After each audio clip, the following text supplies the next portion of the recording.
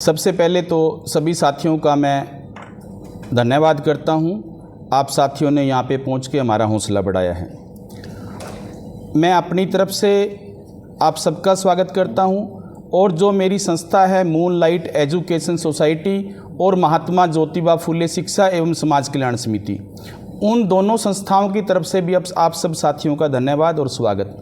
जिस तरह से कोरोना काल के दौरान हमारे मूनलाइट स्कूल ने 6 महीने की फ़ीस छोड़ी थी, उसी कड़ी को आगे बढ़ाते हुए जैसे मूनलाइट एजुकेशन सोसाइटी और महात्मा ज्योतिबा फुले शिक्षा एवं समाज कल्याण समिति कैथल हलके की गरीब बेटियों को, गरीब बेटों को या किसान की बेटी को या किसान के बेटे को हमने फ्री में शिक्षा दी है, उसी कड़ी के अंदर दोबारा फिर से हमने आज सभी साथियों से जो हमारी संस्था के मेंबर हैं सबसे मीटिंग करके आज एक हम बहुत बड़ी घोषणा कर रहे हैं। अभी तक तो हमने कैथल हलके को लिया है, आज आप पत्रकार साथियों के माध्यम से पूरे कैथल ज़िले की जो भी मेरी बेटी है, किसान की बेटी, गरीब परिवार की बेटी, गरीब मजदूर की बेटी या बेटा, कोई भी आकर वो हमारे मूनलाइट स्कूल में कल से हमारे एडमिशन शुरू हैं।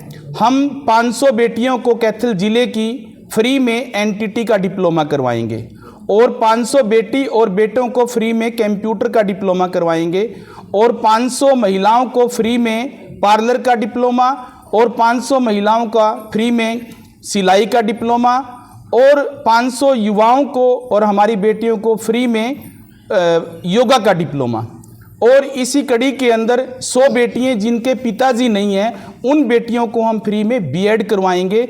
आज हमारी दोनों संस्थाओं ने ये घोषणा की है, तो आप सब पत्रकार साथियों के माध्यम से कैथल ज़िले की पूरी जनता को मैं अपनी तरफ से प्रार्थना करता हूं कि वो हमारे moonlight school Ambakeshwar colony Pratap gate में आके अपने बच्चों का एडमिशन करवाएं। चुनाव लड़ने की भी इच्छा है प्रधान जी कोई? आज चुनाव का कोई ऐसी मन के अंदर नहीं है। आज मेन जो उद्देश्य है हमारा, जिस तरह से हमारे जो बड़े महात्मा ज्योतिबा फुले और बाबा साहब डॉक्टर भीमराव अंबेडकर, जो उनका सपना था कि हमने प्रत्येक घर के अंदर शिक्षा की अलख जगानी है, तो मेरा तो मुख्य लक्ष्य यही है कि हम अपने कैथल ज़िले के अंदर जो गरीब परिवार हैं, किसान परिवार है या कोई रेहड़ी चलाने वाला परिवार है या कोई छोटा दुकानदार का परिवार है, उनके बच्चों को हम शिक्षा दें, क्योंकि शिक्षा वो दूध है जो पिएगा वो दहाड़ेगा। सबसे पहले हमें शिक्षा के ऊपर बात करनी चाहिए। कितने बच्चों को पढ़ाया जा रहा है टोटल जो कोर्स है और कितनी लागत है कि कौन वहन करेगा? लगभग 2700-2800 बच्चों को हम ये कैथल ज़िले के फ्री में शिक्षा देंगे। हमारी जो दोनों संस्थाएं हैं, हमारी संस्थाओं के अंदर लगभग 200 के आसपास मेंबर हैं। हम मेंबर आपस में मिलके ही, आपस में कंट्रीब्यूशन करके ही बच्चों को शिक्षा देते हैं। आज तक हरियाणा प्रदेश से या भारत सरकार से हमने 1 रुपया भी नहीं लिया। ये जो हमारी संस्थाएं हैं, इन संस्थाओं के जो मेंबर हैं वही हमारी मदद करते हैं, या आप में से ही बहुत से पत्रकार बंधु ऐसे हैं जो समय समय पे मेरी मदद करते हैं। मैं आप सब साथियों का भी धन्यवाद करता हूँ।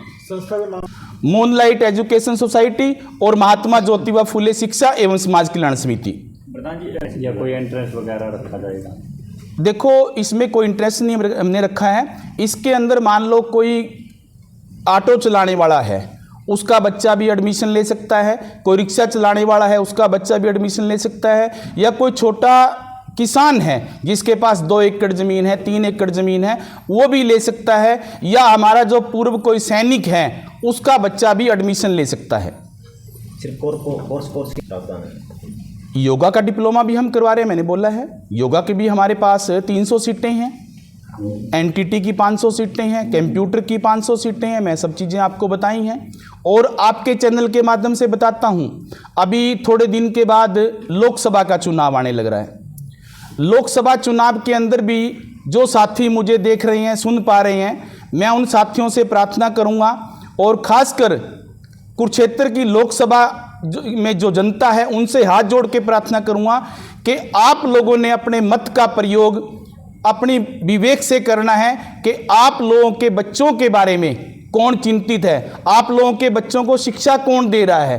तो सबसे ज़रूरी आज की डेट में कोई भी पेरेंट्स हैं उसके माइंड में एक बात होती है कि मेरा बच्चा पढ़ के उसको जॉब मिले या मेरा बच्चा पढ़ के मेरा नाम रोशन करे, अपने परिवार का नाम रोशन करे।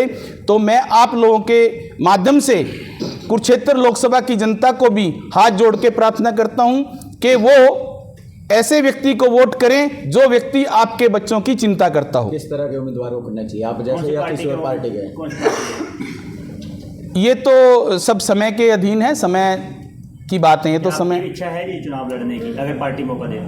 तो आज का जो विषय, आज का विषय तो सिर्फ मेरा जो है शिक्षा को लेके ही है, क्योंकि मैं तो जब से सौदी संभाली है तब से लेके और आज तक शिक्षा की अलग जगाता हूं।